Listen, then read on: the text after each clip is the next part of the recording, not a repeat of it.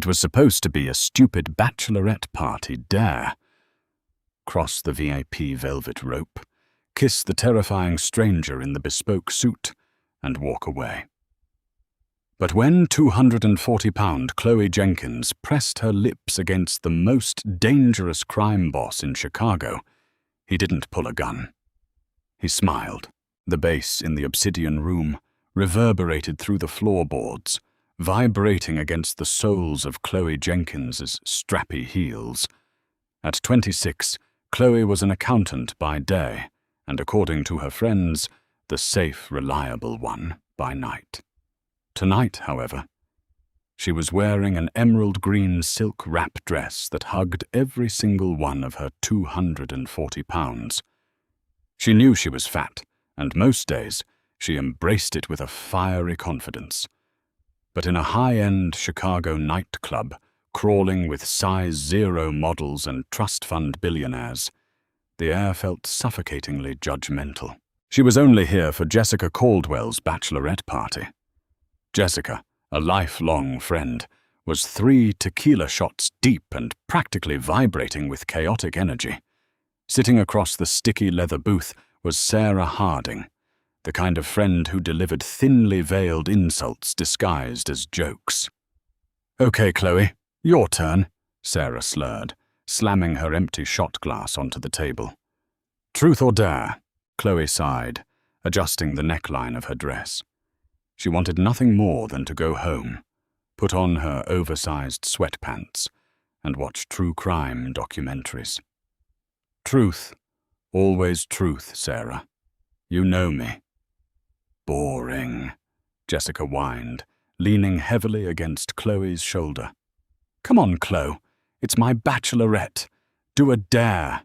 Just one teeny, tiny dare." Chloe looked at Jessica's pleading, mascara-smudged eyes. She was tired of being the predictable one. The invisible, funny, fat friend who held everyone's hair back when they threw up. "Fine," Chloe said, a reckless surge of adrenaline hitting her bloodstream. "Dare." Sarah's eyes gleamed with a predatory light. She slowly turned her head, scanning the dark, neon-lit cavern of the club. Her gaze landed on the raised VIP section at the back of the room. It was cordoned off by heavy red velvet ropes and guarded by 3 men who looked like they benched small cars for breakfast. In the center of the VIP section sat a man who commanded the room without moving a muscle. He wore a charcoal, custom-tailored suit that looked devastatingly expensive. His dark hair was slicked back, and his sharp, angular face was illuminated by the amber glow of the whiskey glass in his hand. He radiated a cold, terrifying authority.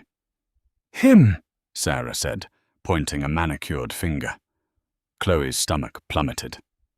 "Sarah, no, that's insane. Do you know who that is?" "It's just some rich guy," Sarah laughed. "No, it's not just some rich guy," Chloe hissed, lowering her voice. "That's Gabriel Moretti. I read an article about him in the Chicago Tribune last month. He's the head of the Moretti family. They run half the shipping ports on the East Coast. There was a federal investigation about him last year regarding the disappearance of Arthur Pendleton, that logistics CEO. The man is literal organized crime." "Oh, please don't be so dramatic," Sarah scoffed, rolling her eyes. "It's a dare. I dare you to go up there, bypass his security, and kiss him on the lips. If you don't do it, you have to pay for the entire VIP bottle service tonight." Chloe stared at the bill resting in the center of the table. $2,000. She barely had enough in her checking account to cover rent, let alone premium vodka she wasn't even drinking. Anger bubbled up in her chest. Sarah knew exactly what she was doing. She was trying to humiliate her. She expected the fat girl to cower, to apologize, and to foot the bill. Chloe stood up. The emerald silk swished around her thick thighs. "Hold my purse," she said. Jessica gasped.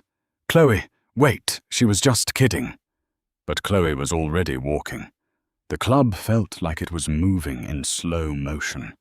The heavy thumping bass matched the frantic pounding of her heart. She weaved through the throngs of sweaty, dancing bodies, keeping her eyes fixed on the man in the VIP booth.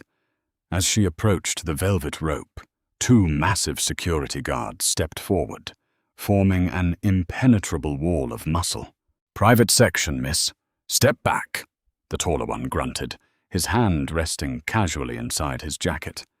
Chloe's mouth went dry, but before she could stutter an apology, a deep, raspy voice cut through the heavy club music. "Let her through, Matteo." The guards parted instantly, dropping the velvet rope. Chloe swallowed hard. She stepped onto the elevated platform. The air up here felt different, cooler, charged with electricity.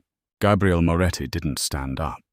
He leaned back against the plush leather, resting one arm across the back of the booth. Up close, he was devastating. He had a scar slicing through his left eyebrow, adding a brutal edge to his classical aristocratic features.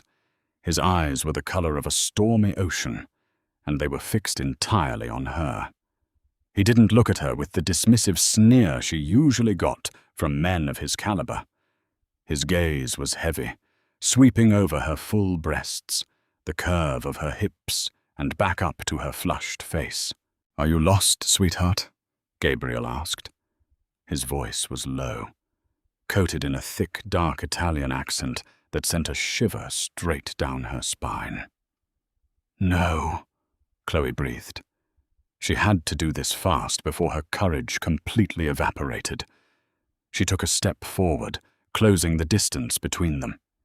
She reached down, her trembling hands grabbing the lapels of his $1,000 suit. She expected him to shove her away. She expected the guards to tackle her. Instead, Gabriel remained perfectly still, watching her with intense, terrifying curiosity. Chloe leaned down and smashed her lips against his. It was supposed to be a quick, closed-mouth peck, a tactical strike to win a bet. But the moment their lips touched, something snapped. Gabriel's large, calloused hand came up, wrapping firmly around the back of her thick neck, holding her in place. He opened his mouth against hers, turning the clumsy dare into a consuming, searing kiss. He tasted like expensive bourbon, mint, and raw, unfiltered power. Chloe gasped against his mouth, her knees going weak. His other hand settled heavily on her wide hip, his thumb pressing into the soft flesh through the silk dress. He kissed her like a starving man, thoroughly and dominantly, stealing the breath from her lungs. When he finally broke the kiss, Chloe pulled back, her chest heaving, her lipstick smeared. The entire VIP section was dead silent. The guards stared in absolute shock. Gabriel looked up at her, a slow, dangerous smile spreading across his lips. He ran a thumb over his own mouth, catching a smudge of her cherry-red lipstick. "Well," he murmured, his eyes blazing, "that is certainly one way to get my attention." Panic finally crashed over Chloe. What had she just done? She had assaulted a Mafia boss. I have to go," she stammered, backing away so fast she nearly tripped over her own heels. Gabriel didn't try to stop her. He just watched her run, his dark eyes tracking the sway of her hips until she disappeared into the crowded club. By Monday morning, Chloe had successfully convinced herself that the entire incident was a fever dream. She sat in her dreary grey cubicle at Harrison and Gable Accounting, staring at a complex Excel spreadsheet. Her head pounded with a residual headache from the weekend's anxiety.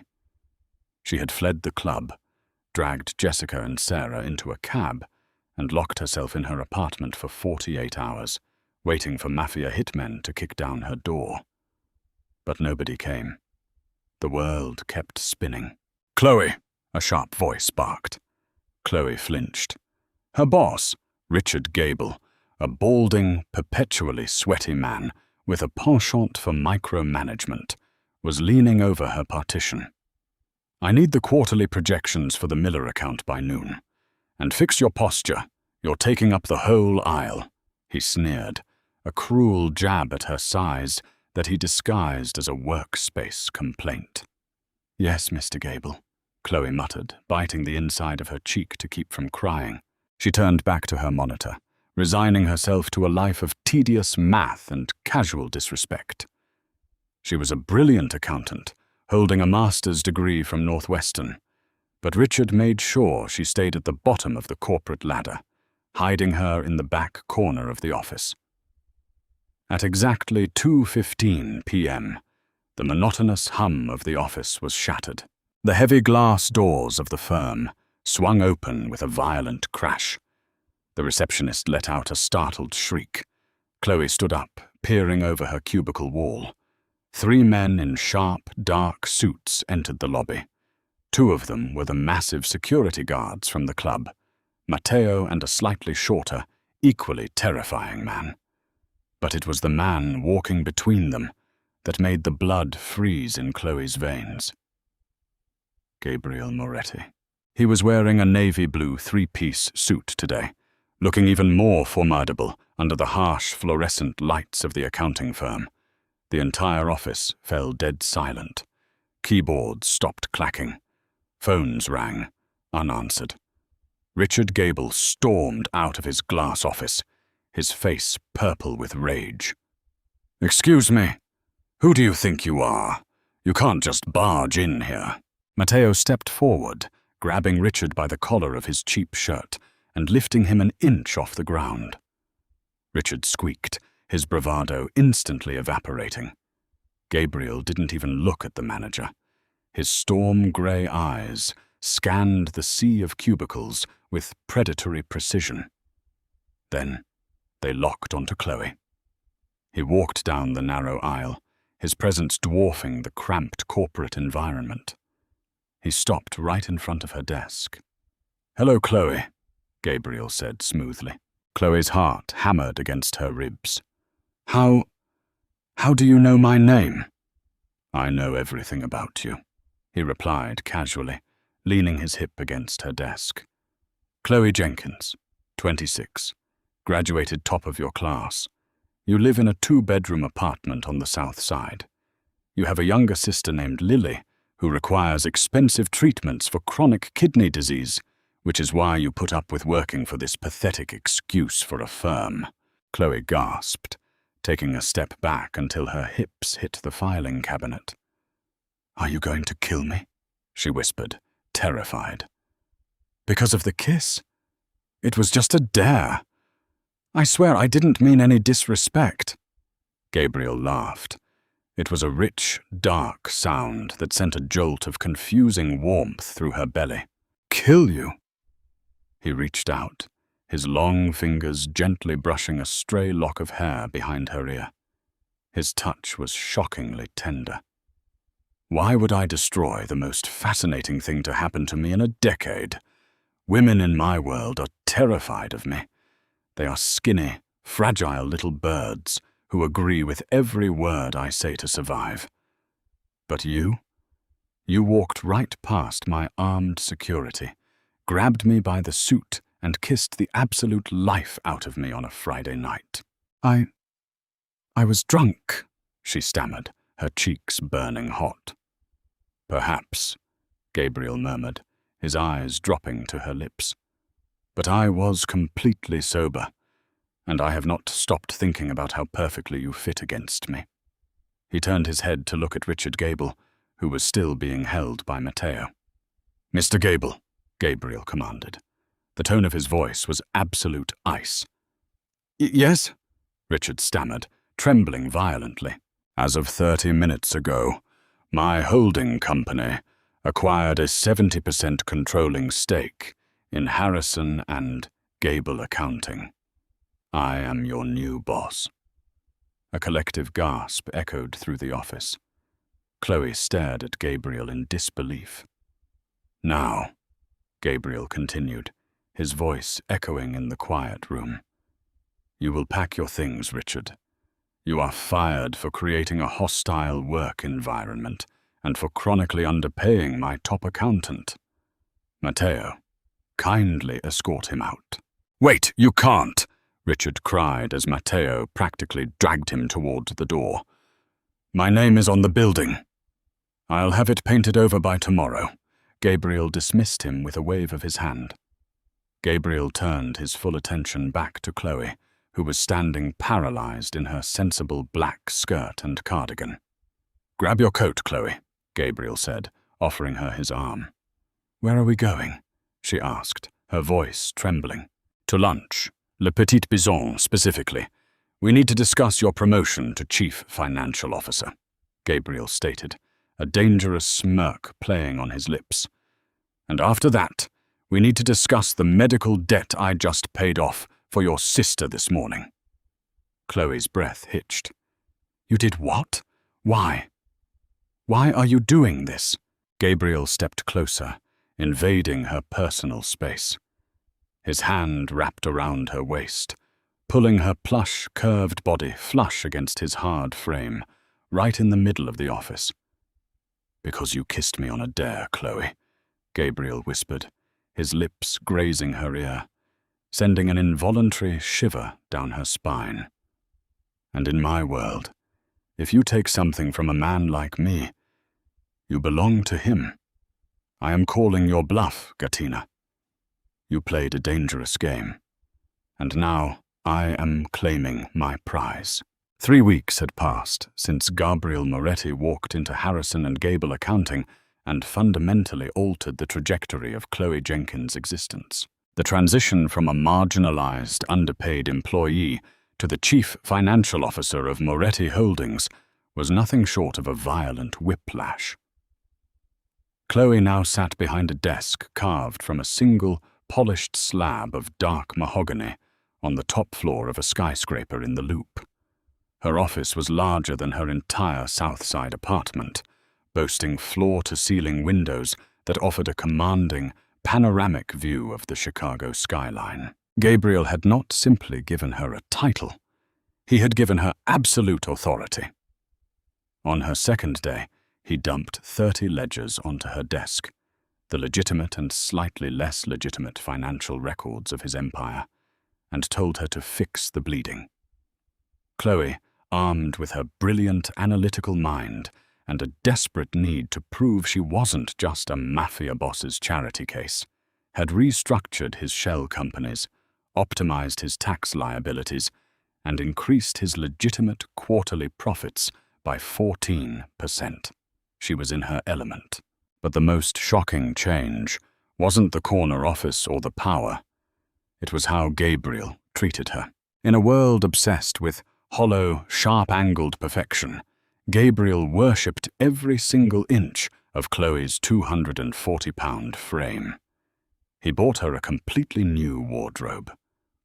Gone were the frumpy cardigans and sensible skirts meant to hide her body. In their place were custom-tailored silk dresses, cashmere coats, and structured blazers that accentuated her heavy breasts and wide hips. When they attended high society galas, he paraded her into the room with a terrifying pride, his large hand possessively resting on the curve of her thick waist.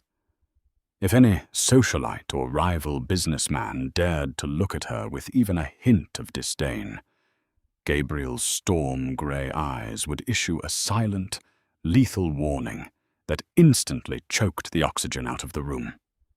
He made her feel powerful. He made her feel beautiful. Yet the criminal underworld is a breeding ground for jealousy and vengeance, and Chloe's sudden elevation had not gone unnoticed. It started on a rainy Tuesday afternoon. Chloe was sitting in a high-end coffee shop near Magnificent Mile, waiting for an espresso. The bell above the door chimed, and Sarah Harding walked in. Sarah looked exactly the same as she had on the night of the bachelorette party, sharp, thin, and radiating a toxic, nervous energy. "Chloe, oh my God, I've been trying to call you for weeks," Sarah gushed, sliding into the velvet chair opposite Chloe without an invitation. Chloe stiffened. "I changed my number, Sarah. After you and Jessica left me at the club to face a cartel boss alone, I figured our friendship had run its course." Sarah's perfectly contoured face fell into a mask of exaggerated guilt. I know, I was terrified. But look at you now.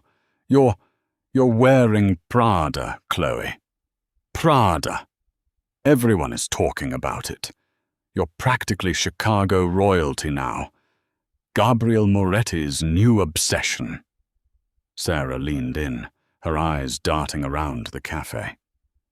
"Listen, I actually came to warn you. I'm dating this guy, Lorenzo.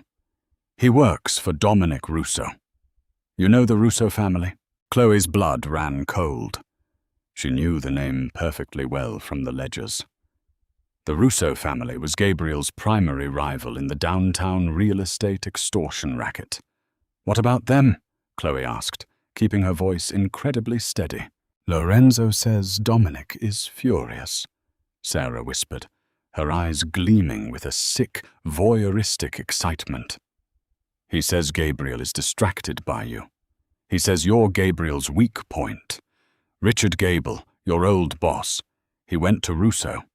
He told him that Gabriel gave a fat, amateur accountant the keys to the kingdom. They are planning something, Chloe. You need to be careful." Chloe stared at her former friend. Beneath the fake concern, she saw the bitter, ugly jealousy practically seeping from Sarah's pores. Sarah didn't come here to warn her. She came here to revel in Chloe's potential downfall. Furthermore, how did Sarah know she was at this specific coffee shop? "Thank you for the warning, Sarah," Chloe said, standing up and smoothing down her bespoke wool skirt. "But I assure you, I am no one's weak point. And if I were you, I would tell your boyfriend Lorenzo to find a new employer by midnight, because Gabriel doesn't share this city." Chloe walked out, her heart hammering against her ribs. She immediately dialed Matteo, her assigned bodyguard, who was waiting in the black SUV down the block. "Matteo, we need to go to Northwestern Memorial Hospital. Now," Chloe ordered as she climbed into the back seat. "I need to check on Lily." Her younger sister was receiving cutting-edge dialysis treatments on Gabriel's dime, and panic was rising in Chloe's throat. If Russo wanted to hit Gabriel where it hurt, going after the sister of his new obsession was the ultimate play. The drive to the hospital was a blur of rain and traffic. When they pulled into the subterranean parking garage beneath the medical center, the air felt dense and suffocating. The flickering fluorescent lights cast long, ominous shadows over the concrete pillars. Matteo parked the SUV near the elevator banks. "Stay here, Miss Jenkins. Let me clear the perimeter first." Matteo stepped out of the vehicle, his hand hovering over the holster concealed beneath his jacket. He took exactly 3 steps before the trap was sprung. 2 black vans suddenly screeched out from behind a row of parked cars, boxing the SUV in. The side doors slammed open, and 6 men wearing tactical gear poured out. Matteo drew his weapon with blinding speed, dropping the first man with a shot to the chest, but another struck Matteo in the back of the head with the butt of a rifle. The massive bodyguard crumpled to the ground, unconscious. Chloe screamed, scrambling for the opposite door, but it was wrenched open before she could reach the handle. A rough hand grabbed her by the hair, hauling her violently out of the luxury vehicle and throwing her onto the cold, grease-stained concrete. She scraped her palms, her breath leaving her in a painful rush. As she struggled to push herself up, a pair of expensive Italian leather shoes stepped into her field of vision. Chloe looked up. Standing over her, flanked by armed thugs, was a man with slicked-back grey hair and a cruel, jagged smile. Next to him stood Richard Gable, looking terrified but smug. "Well, well, well," Dominic Russo purred, looking down at Chloe with absolute disgust. Gabriel Moretti's little pet a pig. You know, when Richard here told me Moretti lost his mind over a plus-size pencil pusher, I didn't believe him. But here you are, all dressed up in silk, playing Mafia queen. Get away from me, Chloe snarled, refusing to cry. She forced herself to stand up, ignoring the agonizing pain in her knees. She drew herself up to her full height, her imposing presence and heavy curves taking up space, refusing to shrink. You're a liability, Russo sneered. Moretti is bleeding territory because he's too busy playing house with you. So I'm going to do him a favor. I'm going to send you back to him in several small, reasonably priced boxes. Grab her. Two men stepped forward, grabbing Chloe's arms. Wait, Chloe said, her voice echoing sharply through the cavernous garage. She looked Russo dead in the eye, channeling every ounce of Gabriel's cold, terrifying authority. You think Gabriel is bleeding territory? You're a fool, Dominic. I've seen the ledgers, both his and yours. Russo froze, holding up a hand to stop his men. What did you say?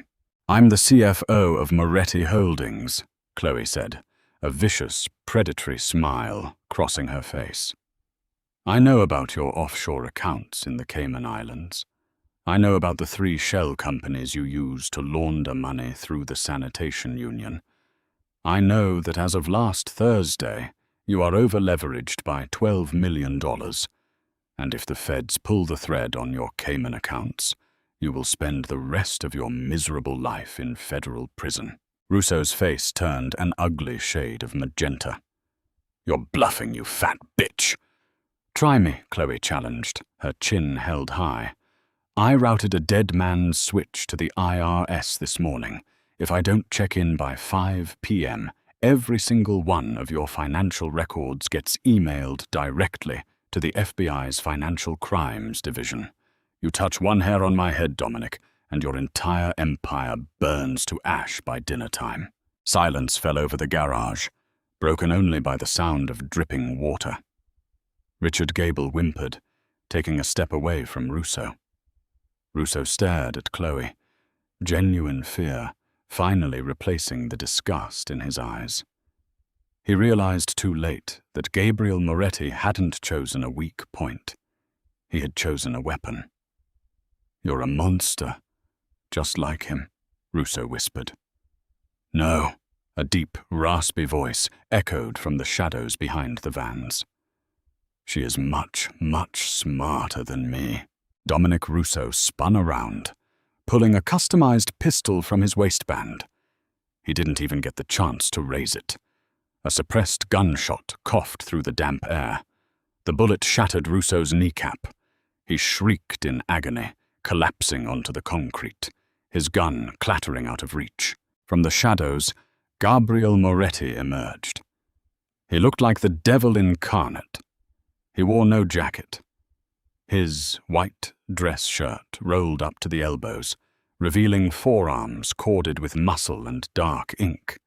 His storm-grey eyes were completely devoid of mercy. Behind him, a dozen Moretti enforcers stepped out from the darkness, raising assault rifles. Russo's men, severely outnumbered and outgunned, immediately dropped their weapons and raised their hands in surrender. Gabriel didn't look at Russo's men. He didn't look at the bleeding mob boss on the floor. He looked entirely at Chloe. He walked slowly toward her, his heavy footsteps echoing like a death knell. He stopped in front of her, gently taking her scraped, trembling hands in his. He inspected the ruined skin, his jaw ticking with a rage so profound it seemed to lower the temperature in the room. Are you harmed anywhere else, Gatina? Gabriel asked softly. I'm okay, Chloe breathed, the adrenaline finally crashing, leaving her shaking.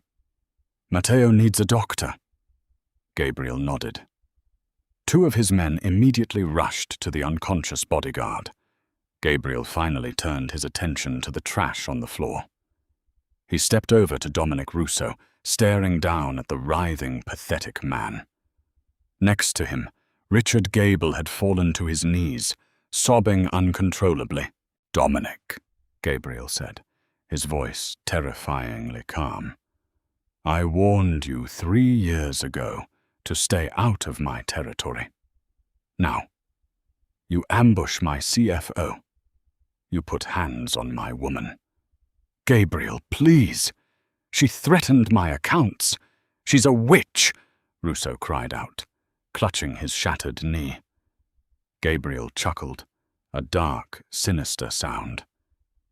"Yes, she is. And she is mine." Gabriel drew his own weapon. He didn't hesitate. He shot Russo directly between the eyes. Chloe gasped, jumping back as blood splattered across the concrete, a few crimson drops staining the hem of her expensive silk skirt. Richard Gable screamed, covering his face with his hands, begging for his life in a puddle of his own urine. Gabriel looked at Gable with utter disdain. "Take this maggot to the warehouse at the docks," he ordered his men. "And find a low-level Russo runner named Lorenzo. Bring him and his girlfriend, Sarah Harding, to the warehouse as well. Nobody betrays my family and walks away." "Yes, boss," the men chorused, dragging the sobbing Richard Gable toward a van. Within 90 seconds, the garage was clear of enemies. It was just Gabriel and Chloe, standing amidst the carnage. Gabriel holstered his weapon. His white shirt was splattered with microscopic drops of blood. He looked at Chloe, waiting. This was the moment of truth. This was the moment women usually broke, screamed, and ran from the monster he truly was. He braced himself for her terror. Instead, Chloe looked down at the blood on her skirt, took a deep, shuddering breath and closed the distance between them.